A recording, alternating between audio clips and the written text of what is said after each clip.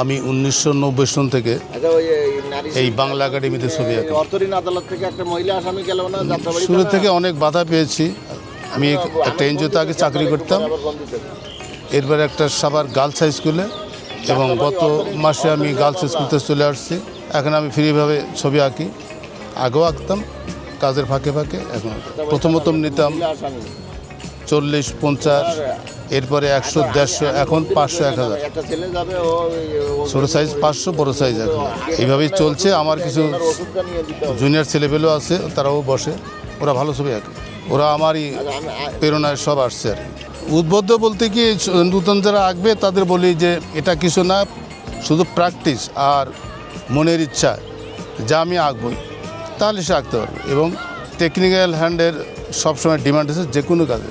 কোনো আর্টিস্ট কোনো সব বসে থাকে না, কিছু না একটা কিছু করে। আর যারা ভালো আঁকে তারা তো অনেক উপরে উঠে যায়, সেটা ভালো কথা না। সবাই আঁকুক, নতুন নতুন লোক আসুক, শিল্পের সাহিত্যের উপর জোর হোক।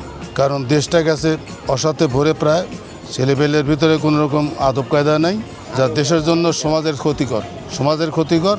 সাহিত্যমনা ভাব যার মধ্যে আছে তারা সাধারণত এই উচ্ছৃঙ্খল জীবন যাপন করে না। হ্যাঁ, লোকে অনেকে বলে তাদের একটু পাগল ভাব, এটা বলতে পারে, কারণ তারা তো একটু উদাসীন থাকবে, কারণ কাজে ব্যস্ত থাকে।